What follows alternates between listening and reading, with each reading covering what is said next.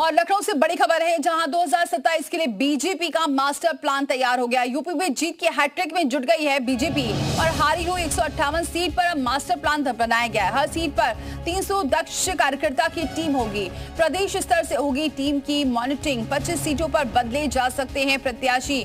BJP कम अंतर से हारी थी 25 सीट और जाति समीकरण पक्ष में होने के बाद भी हार गई थी।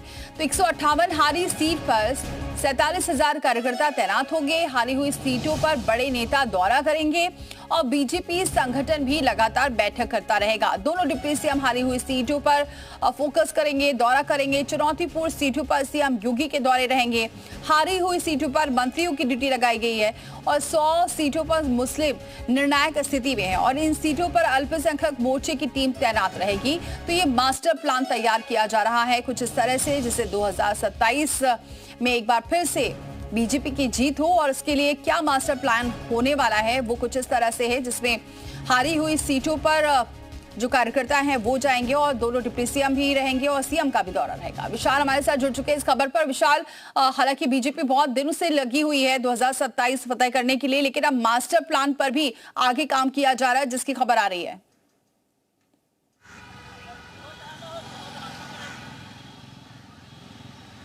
विशाल, मेरी आवाज पहुंच रही है आप तक?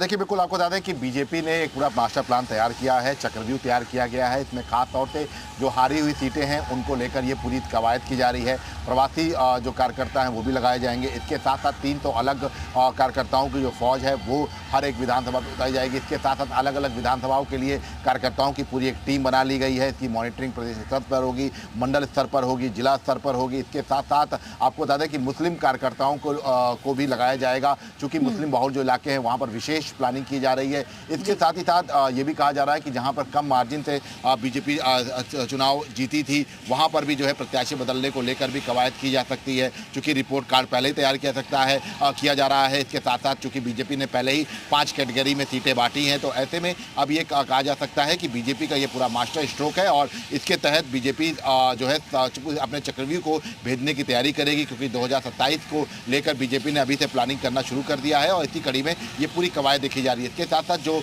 महत्वपूर्ण सीटें हैं वहां पर तमाम जो बीजेपी के बड़े नेता हैं उनके दौरे लगाए जाएंगे, जनसभाएं होंगी और ये फिलहाल पूरा फोकस जो है वो 2027 के विधानसभा चुनाव को लेकर किया जा रहा है।